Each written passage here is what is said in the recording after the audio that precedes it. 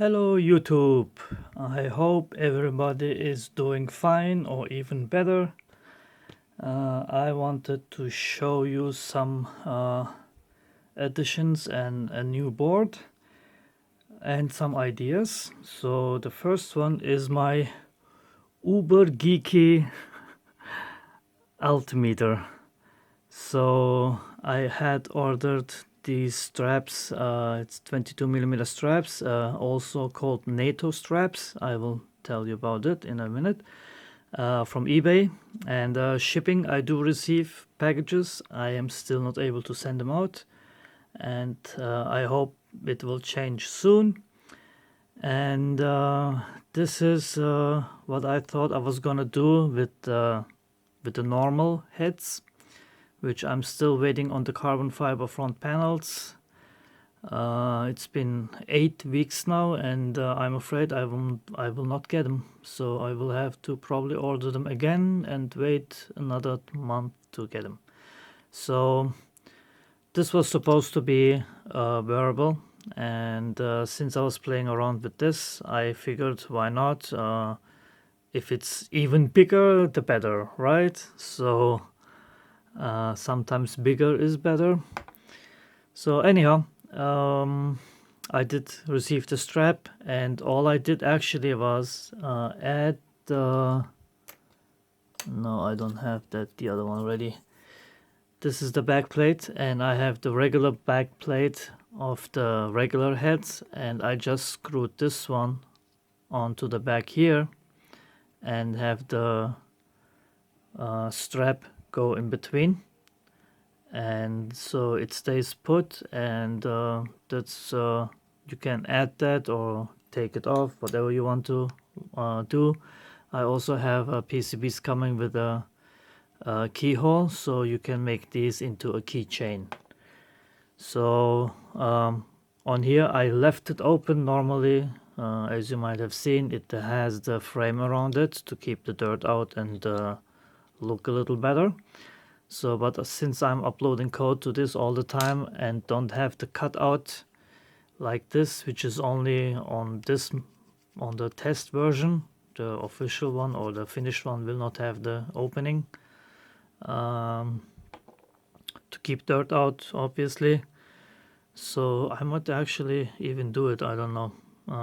Still waiting on PCBs. So here's the port for that I connect my USB adapter to upload code. And I wanted to show you also this here. My main idea actually was to have this with a much darker color as a background and have then digits or whatever shown above it. First I made it as one bitmap, a whole one, but that takes of course too much space on the Arduino chip, on the 328 chip. And then I just made it a row, and then I said, well, let me try the colors so I can see what the colors will look like. And actually I like this. So I mean, as a background it's obvious not usable, but you can see how the different colors will look. And you could even put this around it and have then the display in the middle or whatever. So there are a lot of possibilities. And since I like that honeycomb shape so much, I will order PCBs with not round holes but with honeycomb cutouts. So just a little optical addition or feature, whatever. So this is obviously still the altimeter code, and you can, this is, I'm saying it again, QNE, which is used actually above a certain height when planes fly, so everybody has the same height. And if they're starting, taking off or landing, they switch to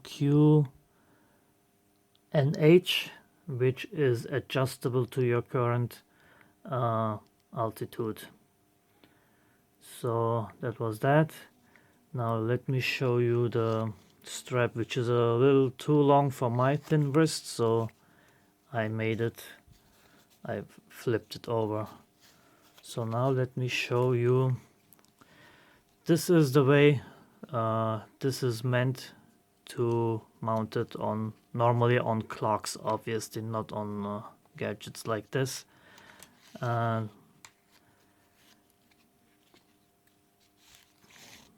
So this is what I was talking about before. I just put the H.E.D.S backplate on here with some spacers and move this through here. So you could obviously use any band that you like. I also ordered a mesh metal version, which I'm waiting for. And the initial idea with some cutouts and extended PCB would have not worked because you cannot bend these that much, so it's just too thick for that. So this is the normal way to do it, and I looked at some videos and there is another way to do it as well. So instead having, actually now I'm confused myself a little.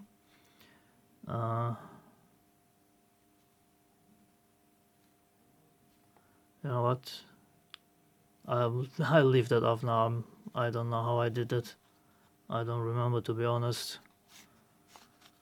This is so it won't slide down.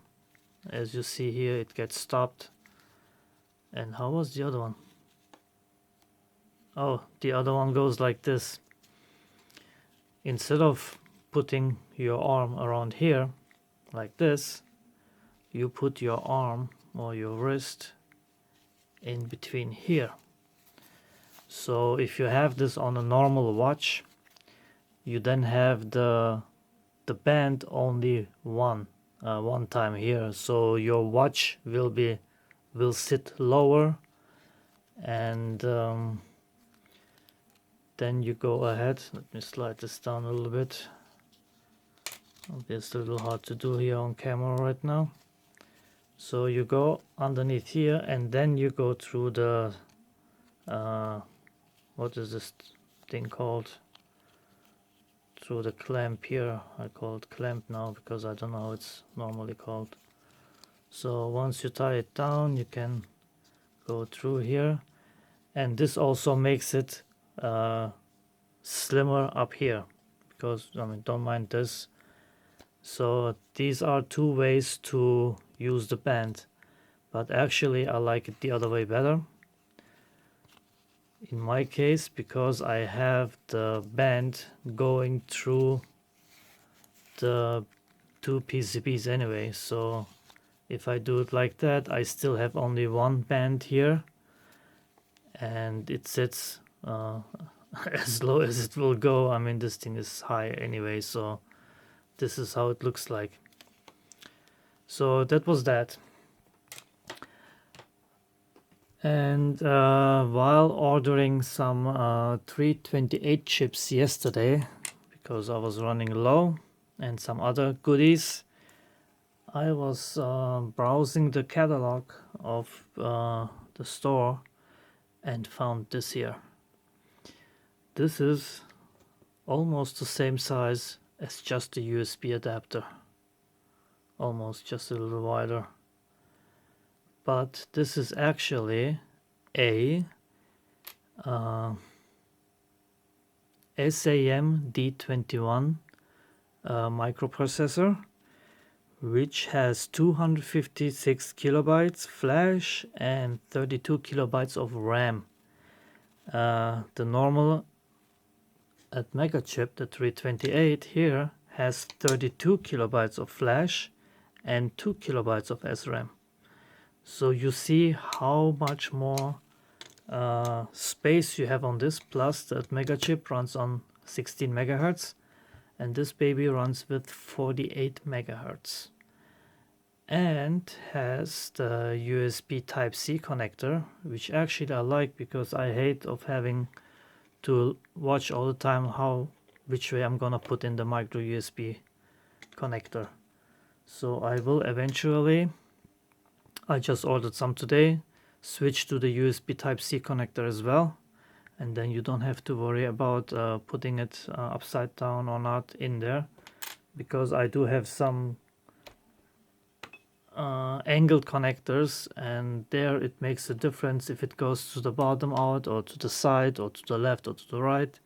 So you can choose which way it's gonna go out. But on the USB Type-C you will be able to choose it. And of course for phones it has faster charging and whatnot, but that's not the case in my situation here. So this is a little board. It has 11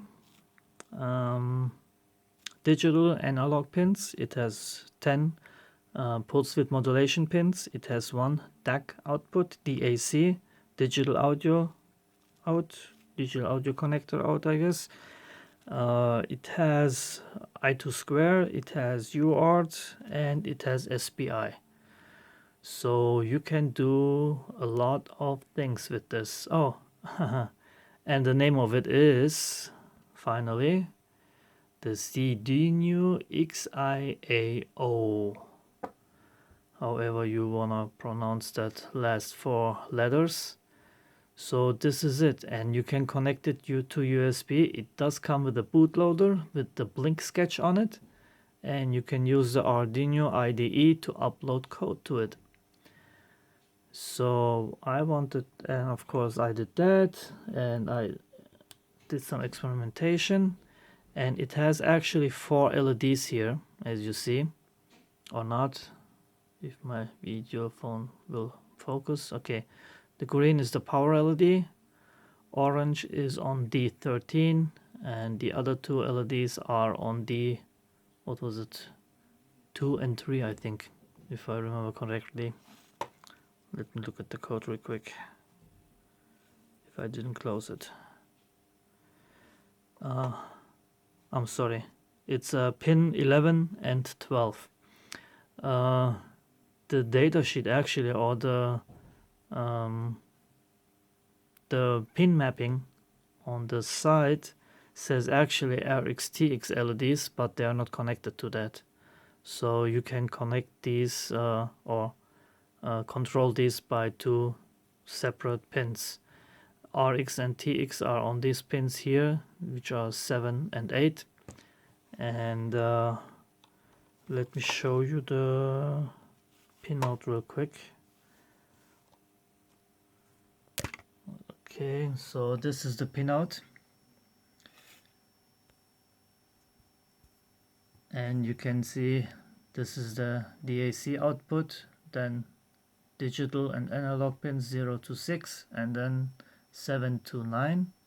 You have I2² here, you have TX and RX, UART, and you have SPI over here. You have 5 volt input, ground, and the 3.3 volt is an output. And this is it. And it has a reset pin over here. In case it doesn't go into the bootloader mode, you can reset the board, and then it does. It happened a few times, and but you just I just used the once. Oh, I'm sorry. Okay, I just used the wire and did bridge it, and then it did reset. So this is really a tiny board that you could use if you have any space requirements or small space requirements. So that was the pinout, and it does come with 3 stickers, which are basically the same, just different color. And it's a bit too dark in here. Okay, these are the 3 stickers that it comes with, and then you can glue it on top of the metal shield, and it does of course come with these pin header excuse me, pin headers. So you can make it breadboard friendly, which I actually will do. This was just a test because I didn't test anything else. I did test the sleep mode. It does go to sleep and wake up and whatnot. So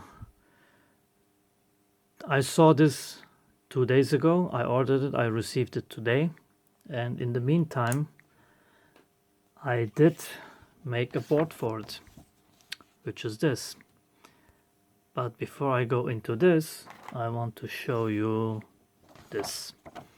So I'm planning on a new kind of like the OLED track that I did a while ago.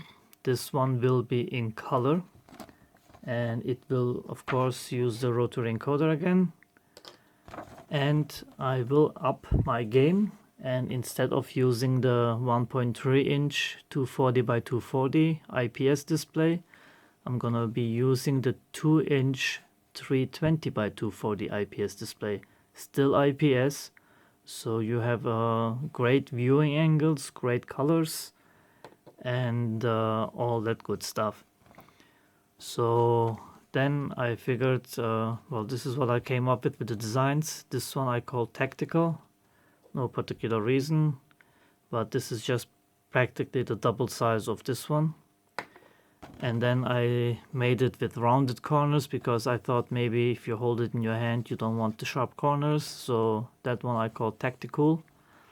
And then I made one with the half rounded bottom, which I called smooth, and then without the 5 neopixels on the top I called it clean. So while I was designing this, I had the idea to put the side emitting neopixels around this, around the rotary encoder, and instead of using a neopixel stick that I did on the first version. And then I figured, well, the screws will disrupt the light. Even if I put it continuously around the rotary encoder, it will disrupt the light. And then I thought I make it this way, like on my 6-key macro keypad, which has also the same encoder, is slightly wider because it has 6 mechanical keys, as you might have seen in my previous videos. And so this is what I came up with. So it will have a half round arranged neopixel side emitting. That was that. And then I saw this little guy and figured, why not just use it, at least to try. And I came up with this. So the module will sit up here. Obvious rotary encoder, side emitting neopixels. It will have a speaker firing to the bottom, and I will show you another video how loud this is. This is unbelievable. I couldn't believe it, but only after powering it with a transistor and not directly from the Arduino pin. So this is tiny, also side emitting, which makes sense. So this will be on the bottom, of course behind the PCB, and then you will have the top with the cutout for the display, rotary encoder, and the bottom piece, and this PCB is in the middle.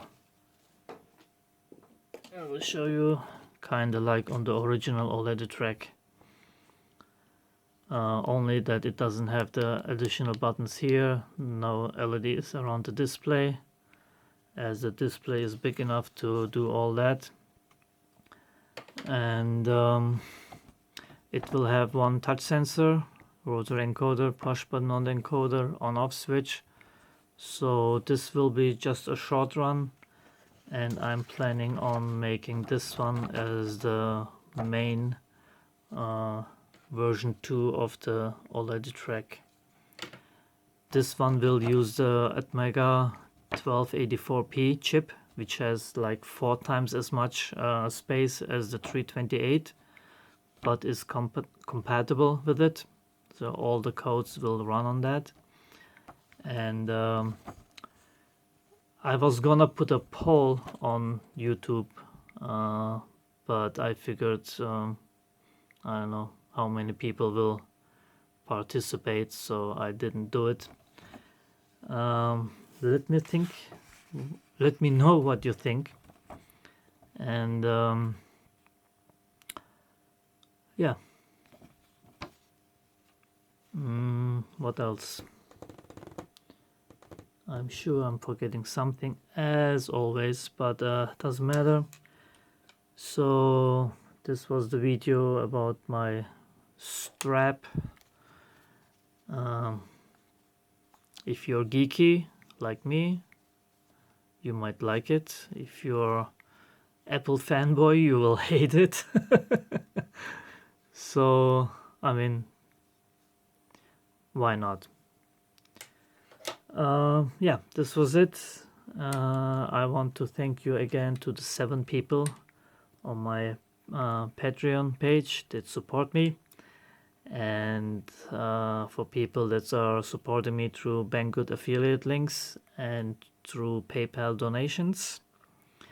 Thank you very much. I appreciate it. The amount doesn't matter. It just, I mean, I appreciate that you think of it and do it. I mean, that's to me worth more than the amount of money that you're pledging or spending.